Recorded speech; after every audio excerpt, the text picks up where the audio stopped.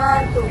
Kami dari kelompok 3. Nah, di sini kami sedang berada di ruang layanan arsip dan di sini kami akan menampilkan video tentang perpustakaan dan kearsipan. Saya Ita Hernita, saya Diana Priyanti, saya Adistia Priyona, saya Sarmila. Selamat menyaksikan video kami. Arsip dinamis terdiri dari dokumen atau rekaman yang seringkali diperbarui atau digunakan secara rutin dalam kegiatan sehari-hari. Arsip statis terdiri dari dokumen atau catatan yang tidak berubah atau diperbarui seiring berjalannya waktu.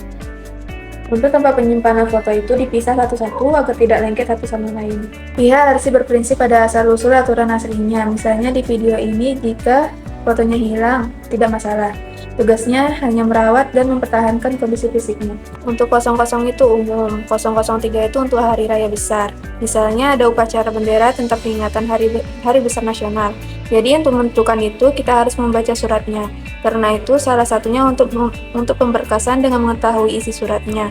Karena untuk pemberkasannya sampai di inaktif itu mengikuti panoromanya masing-masing, mengikuti alur sejak dia masih menjadi aktif. Untuk menentukan bagaimana aktif atau inaktif, statis atau musnah menggunakan JRA, Jadwal Retensi Arsip. Semua arsip-arsip yang di bidang yang sudah menjadi inaktif akan ditarik lalu dilihat di JRA. Inaktifnya berapa tahun, misalnya 3 tahun. Nah, setelah inaktif 3 tahun, akan dikemanakan? Dilihat terlebih dahulu di JRA. Ternyata setelah 3 tahun, musnah isinya, maka dimusnahkan saja. Tetapi sebelum pemusnahan, ditata terlebih dahulu dan ada berita acara pemusnahan. Di tempat penyimpanan ini suhunya antara 20-25 derajat, kemudian kelembapannya 20%. Terkadang bisa naik dan bisa turun juga, maka harus stabil. Kalau misalnya suhu terlalu dingin, ada alatnya yaitu dehumidifier yang menyerap kelembapan agar tidak berembun. Berikut ini merupakan tempat penyimpanan peta. Kemudian selain arsip ada naskah kuno yang berkaitan dengan perpustakaan yaitu buku. Buku-buku yang dilayangkan pasti ada yang rusak ataupun sobek karena sering dibaca. Sedangkan naskah atau arsip mengapa bisa rusak? Karena penyimpanannya kurang benar, kemudian sudah dimakan usia. Berikut ini merupakan Al-Quran tulisan tangan. Ini mengandung nilai sejarah, termasuk naskah kuno juga, dan sudah berusia 200 tahun. Dan keadaannya sudah dimakan rayap, basah dan lembab seperti yang kita lihat pada video ini. Lalu apa yang akan dilakukan? Karena ini lembab dan dimakan rayap, kemudian kertas ini juga awalnya berwarna putih hingga menjadi kuning, karena zat keasaman kertas ini sangat tinggi.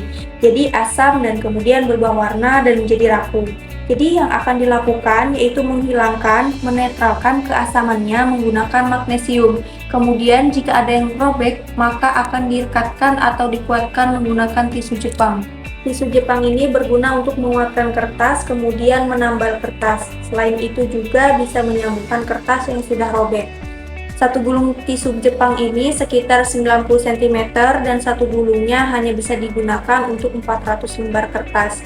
Kemudian kertasnya yang sudah rusak dibasahkan ataupun dibersihkan terlebih dahulu menggunakan aquades. Kemudian laminating itu menjaga tapi tidak sesuai karena laminating itu merusak, panas dan lengket.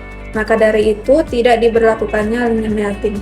Kita menggunakan enkapsulasi. Enkapsulasi ini bahannya mudah sekali, yaitu plastik mika dengan double tip pada pinggirannya.